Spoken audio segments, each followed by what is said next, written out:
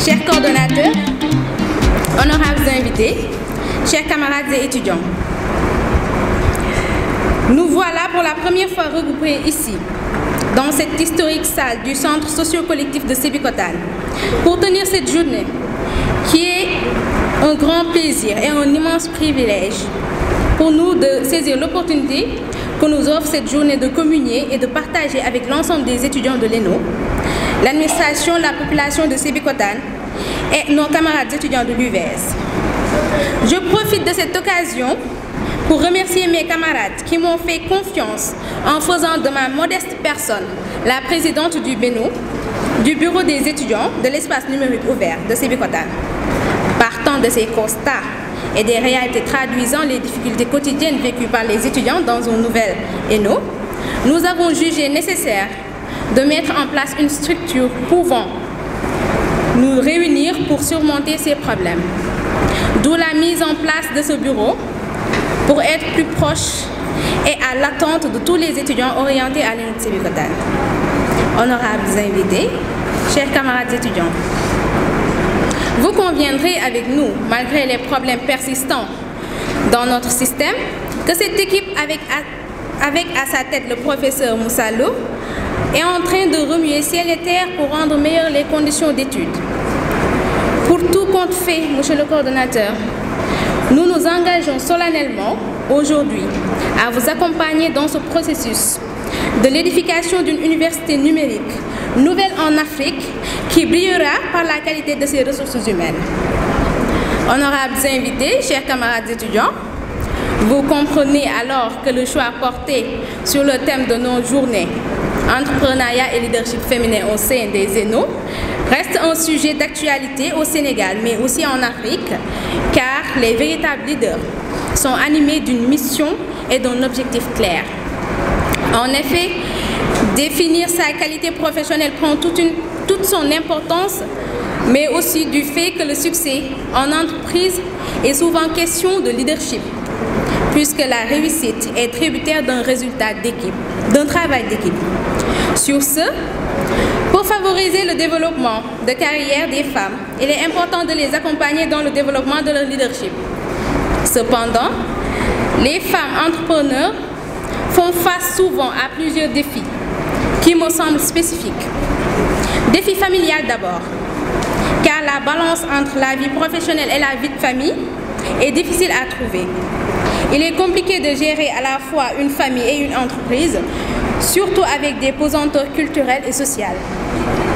Ensuite, la formalisation est un second enjeu de taille. Autrement dit, beaucoup de femmes gèrent un business, mais informelles la plupart du temps. La formalisation est pourtant essentielle pour accéder au financement et changer d'échelle. Enfin, il y a la gestion de la peur. Certaines femmes ont peur de se lancer dans une concurrence très rude. Et le temps peut leur manquer pour concurrencer la concurrence.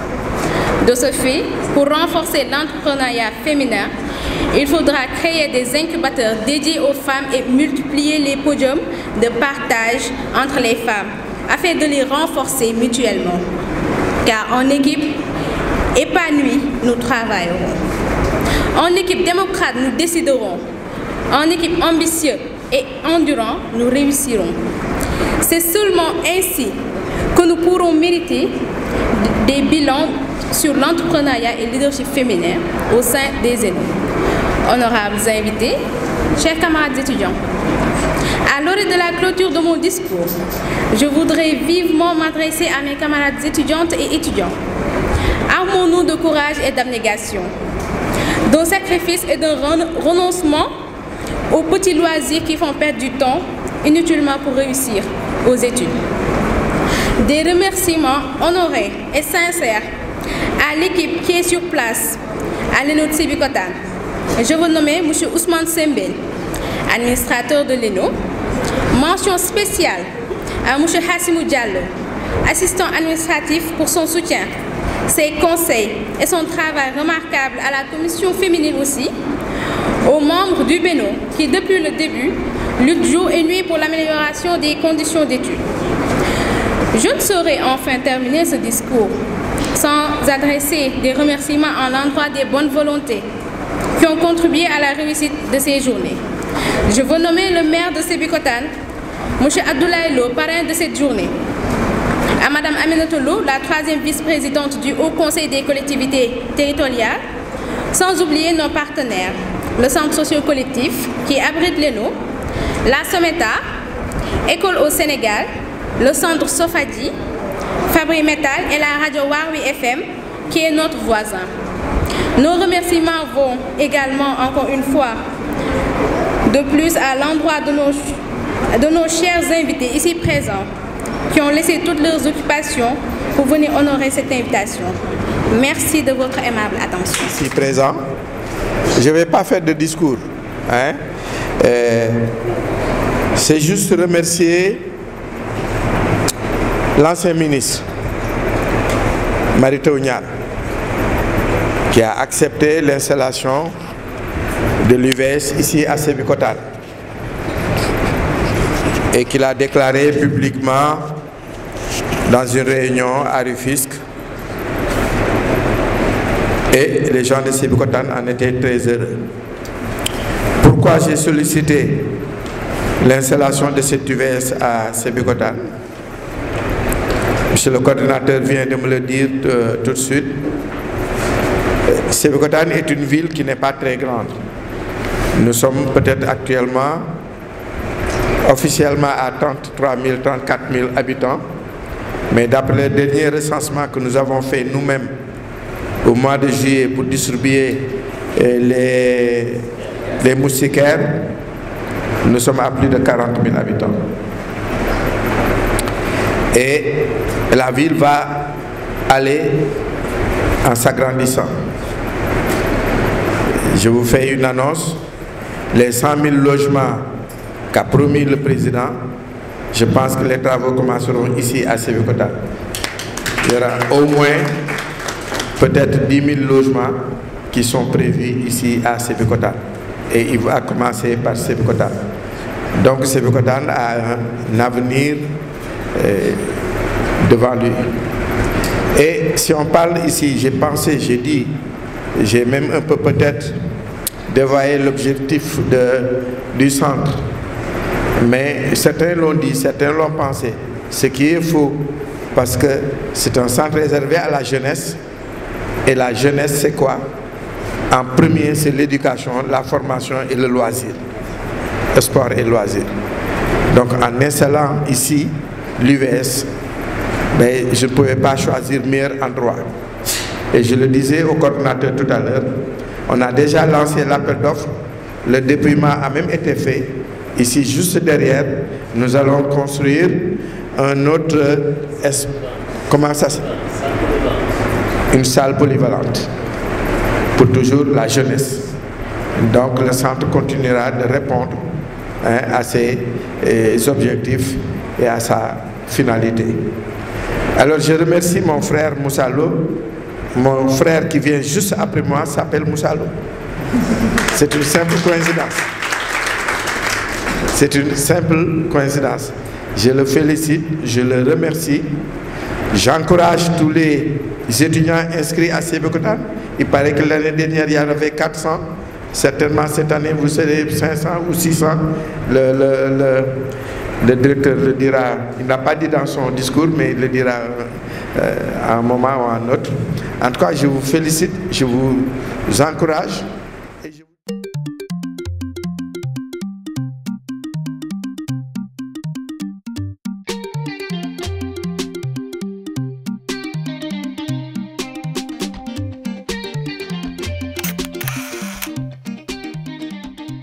Mesdames et messieurs les membres de l'administration de l'UVS, mesdames et messieurs les présidents, la présidente et les présidents de BENO, chères étudiantes, chers étudiants, honorables invités. Alors je suis effectivement très honoré d'avoir été choisi par le BENO de Sébikotane pour faire cette conférence sur l'UVS, une université numérique qui s'intègre dans le tissu socio-économique du Sénégal, du pays. En réalité, si, après avoir écouté tout à l'heure le président de la mutuelle de santé, je me dis que déjà, quand on regarde l'importance de la mutuelle de santé dans le dispositif, au-delà même de l'UVS, c'est déjà quelque chose qui pourrait rentrer dans le cadre de cette conférence-là. L'ENO de Sébikotane en tant que tel, c'est un symbole de la présence de l'UVS dans le Sénégal. Parce qu'une université, ce n'est pas aussi que pour la formation. C'est aussi un outil de transformation socio-économique. À partir du moment où l'université a des missions de service à la communauté, c'est une institution qui doit aussi permettre à son environnement de profiter des ressources humaines qui sont disponibles, les étudiants, l'administration, mais aussi de profiter des ressources technologiques qui sont disponibles et de pouvoir innover et de pouvoir répondre aux besoins de la société. Donc, dans mon intervention, je vais essayer d'abord de parler de l'UVS de façon générale, en revenant un peu sur le modèle de l'UVS, parce que peut-être que certains ne se rendent pas compte que l'UVS, c'est au-delà de l'enseignement à distance. Ce serait trop facile de limiter le modèle de l'UVS à de l'enseignement à distance. C'est beaucoup plus que ça. Et je vais aussi effectivement, comme le dit le directeur de l'ENO, revenir sur la place de l'ENO dans le dispositif de l'UVS et dans l'impact que ça doit avoir au sein de la communauté. Parce qu'on n'exploite pas encore toutes les potentialités qu'offre l'ENO. Alors je vais commencer donc par faire, je ne sais pas si la diapo est claire à votre niveau, ici c'est pas très clair sur l'écran que j'ai, mais juste l'UVS en quelques chiffres. Bon, je ne vais pas parcourir tous les chiffres, mais juste insister sur certains. Donc ici, c'est les chiffres de l'année dernière. On n'a pas encore mis à jour avec la nouvelle année. On a donc la 6 promotions, donc il y en a 7 maintenant, parce qu'il y a la nouvelle promotion qui concerne les bacheliers de 2019, qui sont déjà là. On a déjà 9000, on était combien hier? 9200 bacheliers orientés cette année à l'UVS et qui ont déjà confirmé leur inscription. Donc effectivement, il y en a beaucoup à Sébikotane. Je ne connais pas exactement le nombre qui ont confirmé, mais peut-être que M. Semben le connaît, ou M. Diallo. Alors, dans ce modèle, dans ces chiffres-là, donc on a le nombre d'étudiants, donc on a 29 000 étudiants, sans compter effectivement les 9 000 dont je viens de parler. Le nombre de formations, le nombre de cours, le nombre d'enseignants permanents qui est passé de 21 à 24, le nombre d'enseignants associés qui est très important parce qu'effectivement le modèle que nous avons fait que nous utilisons plus d'enseignants associés que d'enseignants permanents. Parce que dans le modèle que nous avons, un cours peut être donné par un professionnel, il peut être donné par un enseignant aussi, mais qui n'est pas de l'UVS, qui vient de Gaston Berger, de l'UCAD, ou bien de l'étranger tout simplement. De plus en plus, on a des enseignants, des concepteurs de cours qui nous viennent de l'étranger. En tout cas, on a beaucoup de sollicitations de ce point de vue. Alors, un chiffre important pour moi aussi, c'est le nombre de filles qu'il y a dans les effectifs. On est à 47% de filles, donc ce qui fait presque une fille pour deux, contre une moyenne nationale de 35%. Alors ça montre aussi l'importance du modèle. Et pourquoi les filles ont cette chance aussi? Je pense que c'est aussi par rapport aussi à notre contexte social. On est dans un contexte social où peut-être la fille est plus à l'aise quand elle reste dans sa localité après le bac que quand elle doit aller à Saint-Louis, ou en tout cas s'éloigner de son cadre familial pour continuer ses études. Donc ça aussi, je pense que c'est peut-être la raison, en tout cas une des raisons qui justifie la présence de cette catégorie d'étudiants dans l'UVS. Alors, je vais passer rapidement sur le plan stratégique de développement 2018-2022, où la vision est de rendre les savoirs accessibles à tous et être source d'innovation pour un développement durable. Donc ça aussi, je pense que ça rentre dans le cadre de la thématique de la conférence. Et ce qui est décliné en mission, donc délivrer au moins des TIC, des formations adaptées aux besoins des communautés d'apprenants, parce que nous avons plusieurs communautés d'apprenants. Nous avons effectivement la formation initiale, donc les bacheliers qui nous sont envoyés par l'État, mais nous avons aussi toutes les autres catégories de personnes qui souhaitent continuer leurs études. C'est la raison pour laquelle on a aujourd'hui de plus en plus des demandes de formation ciblée, que ce soit les acteurs territoriaux, donc les élus locaux par exemple, il y a beaucoup de demandes de ce point de vue.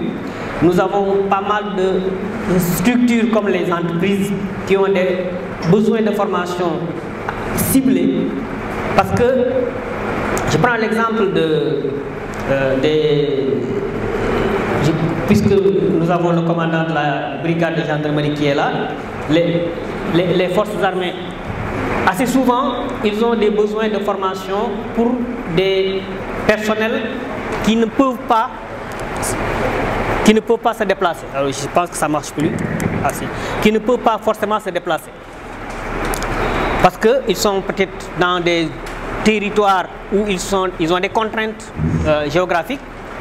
Alors, donc, de ce point de vue-là, le fait d'avoir la possibilité de suivre une formation à distance, ça aussi, ce sont des opportunités qui leur conviennent assez souvent. Donc, c'est la raison pour laquelle donc, ces communautés d'apprenants-là aussi est une cible que nous avons. Bon, le reste, c'est développer la recherche et vulgariser la culture scientifique. Ça aussi, c'est le rôle des étudiants.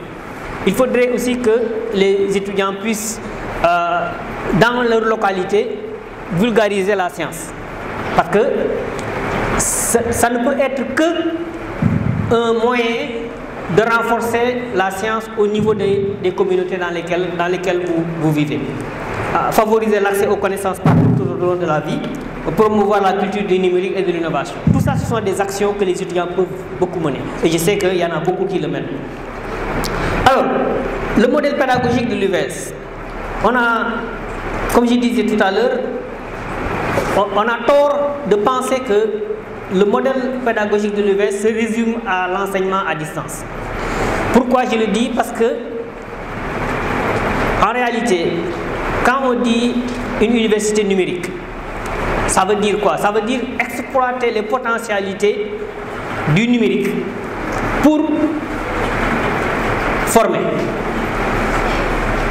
Alors, quand on dit qu'on exploite les potentialités du numérique, mais ça ne veut pas dire forcément de l'enseignement à distance.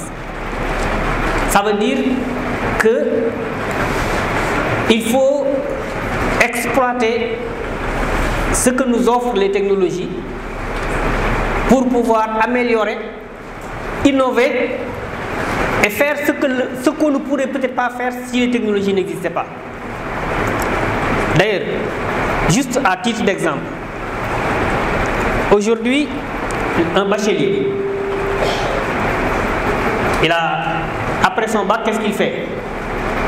Il n'a plus besoin d'aller ramasser des dossiers, d'aller déposer dans chaque université. Avant, c'était comme ça. Nous, en notre temps, quand tu as le bac, il fallait aller chercher un dossier physique et aller dans chaque université et déposer. C'est exactement la même chose. Quand on regarde le paiement des factures de téléphonie ou je sais pas de Senelec ou de SDE pour ne pas les citer, avant on faisait la queue pendant toute la journée là pour payer sa facture. Et il arrivait même que pour des raisons de lenteur, on nous coupe l'électricité parce qu'on n'a pas pu payer à temps. Maintenant on reste chez lui et on utilise son téléphone pour payer. Donc c'est le monde qui évolue. exploiter les technologies pour faciliter la vie aux gens. C'est dans ce sens que l'UVS aujourd'hui exploite ces technologies pour permettre aux étudiants de pouvoir rester chez eux et d'apprendre. L'enseignement à distance, ce n'est pas une nouveauté, ça existe depuis très longtemps. Dans toutes les universités sénégalaises, on a toujours fait de l'enseignement à distance, depuis en tout cas peut-être une vingtaine ou une trentaine d'années. Mais qu'est-ce qui change aujourd'hui? C'est que l'enseignement à distance s'était réservé particulièrement à une catégorie de personnes. C'était les professionnels, c'était ceux qui sont en master. Récemment, j'ai entendu un honorable député le dire que l'UVS devrait être réservée aux professionnels ou aux étudiants de master. Parce qu'effectivement, peut-être que lui, il pense qu'on est encore dans cette ère-là où l'enseignement à distance était effectivement réservé à cette catégorie de personnes. Parce que justement, l'enseignement à distance demande une adaptation, demande une autonomie, demande beaucoup plus d'engagement, demande de la maturité. Mais il faut aussi qu'on accepte que le monde évolue et qu'il faut tout simplement s'adapter à ce monde-là et s'ajuster. S'il y a 10 ans, un professionnel pouvait faire de l'enseignement à distance, c'est-à-dire que quelqu'un qui a déjà peut-être la licence, qui est recruté dans une entreprise, il a envie d'avoir une nouvelle formation. Il s'inscrit en master à distance. Effectivement, il est beaucoup plus mûr parce qu'il a un certain âge, il travaille déjà, il est déjà plus autonome, il est plus responsable, donc il est plus peut-être apte à suivre ce modèle d'enseignement. Mais maintenant quand même, 10 ans après, les jeunes que nous avons aujourd'hui, qui ont le bac, même si il faut les accompagner, ils ont tellement l'habitude d'utiliser les nouvelles technologies qu'ils n'ont pas forcément besoin d'attendre d'arriver à cet âge mûr, comme on dit, pour pouvoir s'adapter à ce modèle d'enseignement à distance. Mais il faut encadrer. Il faut encadrer. Et c'est là où, dans notre modèle aujourd'hui, nous cherchons à faire un modèle progressif. Ça veut dire quoi? Ça veut dire que l'étudiant qui vient d'avoir le bac, qu'est-ce qu'il a l'habitude de faire? Il a l'habitude d'aller à l'école tous les jours pour suivre ses cours. Il a l'habitude d'avoir un enseignant qui est là, comme je suis en train de faire là, qui lui transmet du savoir. Mais ça, ce n'est plus forcément le meilleur modèle. Est-ce que le modèle transmissif où l'apprenant se met en tout cas en face de son enseignant et écoute et gobe tout ce qu'il lui dit? Parce qu'il y a des enseignants dans la salle et qui savent de quoi je parle. Il y a quelques années, ou il y a peut-être des décennies, un élève n'osait pas dire à son enseignant que monsieur, vous êtes trompé. Parce que sinon c'est la cravache. Parce que même si le monsieur là, il a écrit une faute, l'élève n'a pas le droit de lui dire monsieur, vous avez fait une erreur. Parce que c'est lui qui connaît tout. Même s'il fait une erreur, il faut accepter. Je vais à la maison, ma mère me dit mais votre maître là, ce qu'il a fait, vous êtes trompé. Il dit non, mais le monsieur a écrit ça comme ça. Et c'est comme ça. Donc on ne discute pas ce que le monsieur a dit. Même si on sait que c'est faux. Mais ça, c'est révolu ça. Parce que la connaissance, elle est partout. Ce que je suis en train de vous dire là. Mais vous tous, vous pouvez aller le trouver sur les sites web de l'UVS. Vous allez sur le site web de l'UVS, toutes les diapos que je suis en train de présenter, vous pouvez les trouver là-bas. Donc, la connaissance est déjà là. L'enseignant, il est là pour orienter l'étudiant, pour lui donner peut-être le chemin. Mais la connaissance en tant que telle, elle est disponible pour tout le monde. Maintenant, effectivement, il faut structurer cette connaissance-là pour permettre à l'apprenant de pouvoir l'assimiler et de s'en servir comme il faut. C'est ça qui change. C'est la raison pour laquelle le modèle de l'UVS aujourd'hui est un modèle qui tient compte effectivement de cette particularité de l'étudiant, parce que c'est un étudiant qui n'est pas forcément autonome dès le départ, parce qu'il n'est pas habitué à ça. Ce n'est pas un étudiant qui est assez mûr pour pouvoir se prendre en charge tout seul, donc il faut l'accompagner. Donc pour l'accompagner, déjà, on compte beaucoup sur les anciens. D'ailleurs, c'est l'occasion de vous dire, pour ceux qui sont concernés, qu'il y a un appel à candidature pour le recrutement de moniteurs pour cette année. Parce que l'appel est sorti hier ou avant-hier, je crois. Parce qu'on on recrute parmi les étudiants de licence 3, à partir de licence 3, pour qu'ils puissent encadrer les nouveaux qui arrivent.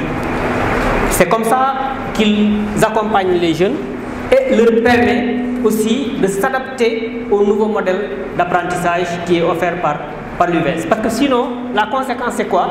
C'est que le nouveau qui arrive, il est déboussolé et il a tendance à décrocher. Il a tendance à décrocher, effectivement à abandonner. Et quand on regarde maintenant les taux d'abandon, on se rend compte que ça a beaucoup baissé. La promotion 6, les effectifs, le taux d'abandon de la promotion 6 est aujourd'hui de moins de 25%. Au moment où on était à plus de 50% sur les premières promotions. Donc ce qui veut dire tout simplement que ce modèle qui permet de prendre en charge l'étudiant, il impacte énormément sur la rétention, mais aussi sur les résultats. Donc, le modèle pédagogique, il est basé sur une coexistence donc, entre un mode de formation en présentiel et à distance. Et c'est ça qui permet effectivement d'accompagner l'étudiant à devenir autonome au fur et à mesure et à s'habituer. Et on effectivement adapte le mode de diffusion, donc que ce soit à distance ou en présentiel selon les besoins de l'étudiant.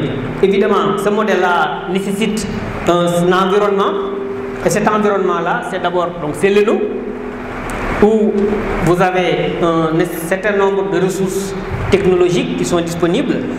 Parce que l'ENO de Sébikotane, même si c'est un ENO qui n'est pas un ENO définitif comme on a l'habitude de dire, c'est un espace qui aujourd'hui dispose d'un ensemble d'équipements grâce déjà à l'appui de la commune, grâce à l'appui du centre socio-éducatif, mais aussi grâce à la coopération que nous avons avec l'ADIE dans le cadre du projet Smart Éducation qui est en train d'équiper l'ENO avec des salles multimédia et avec beaucoup d'équipements informatiques. Donc ça c'est l'ENO. Maintenant, il y a aussi les outils qui sont donnés aux étudiants et qui sont très utiles. C'est l'ordinateur, c'est le forfait internet effectivement. Et il y a aussi les ressources pédagogiques qui sont produites à partir du studio multimédia de l'UVS dont le responsable est dans la salle, M. Christian Aboubekri Thiam, qui est le responsable du service multimédia et qui produit les supports pédagogiques. Et ils ont un projet qui est très ambitieux aussi, c'est de pouvoir produire ce qu'ils appellent les M-Books. Les M-Books, c'est une ressource dans laquelle on met ensemble le support PDF, les vidéos, tout est embarqué. Et à partir du moment où c'est téléchargé, l'étudiant peut y accéder à n'importe quel moment, même s'il n'a pas de connexion. Donc aujourd'hui, le défi, c'est de produire le maximum de M-Books pour que, même si l'étudiant n'a pas de connexion, il peut toujours avoir accès à toutes les ressources dont il a besoin pour le cours. Et ça, c'est extrêmement important. Alors, je vais passer assez rapidement sur les enjeux du numérique éducatif parce que je pense qu'il est important aussi que chacun, selon sa position, puisse apprécier qu'est-ce que le numérique peut apporter à l'éducation. Pour l'étudiant, c'est l'auto-formation. L'auto-formation, je pense que, comme je disais tout à l'heure, on n'est plus dans un monde où c'est l'enseignant qui connaît tout. Il y a beaucoup de choses que l'étudiant peut apprendre tout seul. Énormément de choses. Et j'ai l'habitude de dire toujours que l'étudiant apprend plus seul qu'avec un enseignant. Parce que les connaissances que vous pouvez acquérir seul, c'est beaucoup plus important que les connaissances que vous pouvez acquérir à travers les autres. L'autonomie, effectivement, ça développe l'autonomie. Et quand on dit autonomie aujourd'hui, on pense à l'insertion professionnelle. Voilà, donc c'est pour dire que de ce point de vue, vraiment, il n'y a plus d'inquiétude. Parce que c'était une inquiétude et elle est normale, cette inquiétude-là.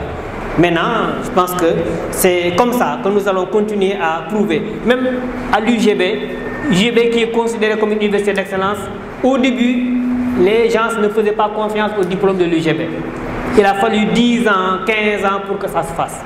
Voilà, donc c'est tout à fait normal. Maintenant, je pense que nous avons dépassé ce débat-là. Voilà, donc je vais m'en arrêter là parce que je pense que j'ai fait mes 30 minutes. Je veux vraiment remercier pour votre aimable attention. Merci beaucoup.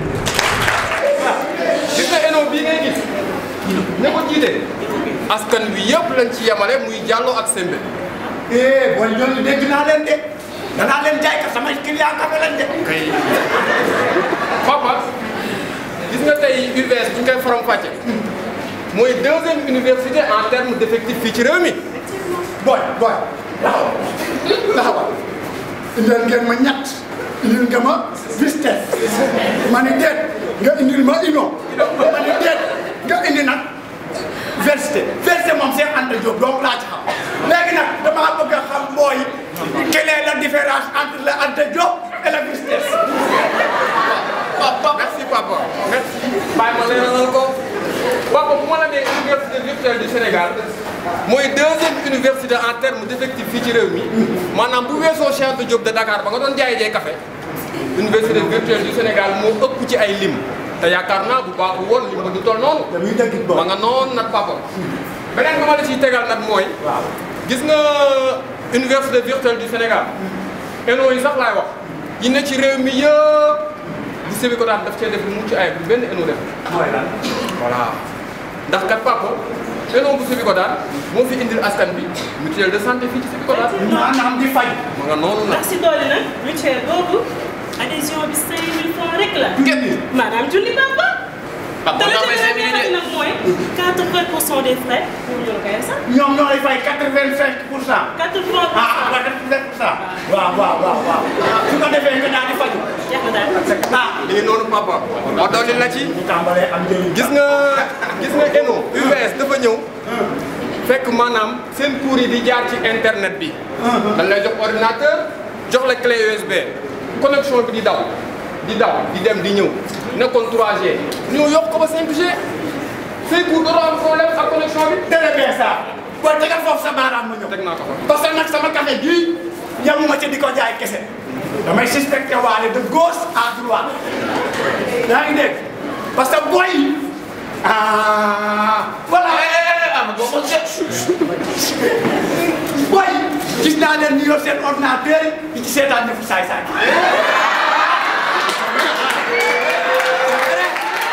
li ci des di seetaan ay pot ay maris yéen daal da ngeen a jël boy yi daal jox leen ay ordinateur daal pour ñu ciy seetaan jox leen ay clé pour ñu ciy seetaan ay pot ay maris ak yeneen bagage. ok papa. loolu ngeen def. déedéet defuñu loolu. ndax fajkat bi sax day tëdd feebar. ENO mënul dajal lépp. xale yi ñoo war a conscient ci seen bopp xam ne machine bi pour jàng la. ma nga noonu.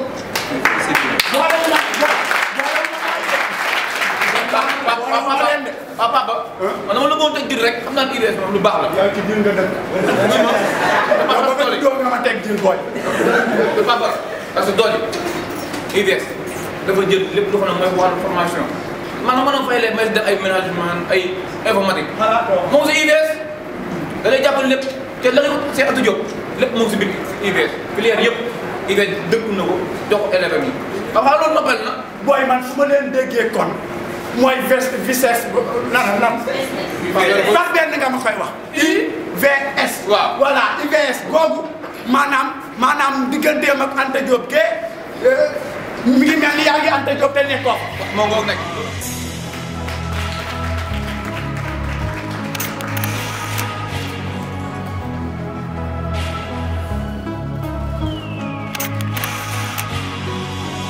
Université virtuelle du Sénégal 2013 ba tey ñoo ngi joow ci sunu gaal étudiant yu bees jumtukaay yu bees a bees eno boo dem am na jàng te sax fii du fees ku ñu xamul de ñu woowe les futurs leaders UVS innovation ba ci seen biir kër foo nekk foofu laa ñëpp la jox seen cër amul village wala town fu la neex jël ko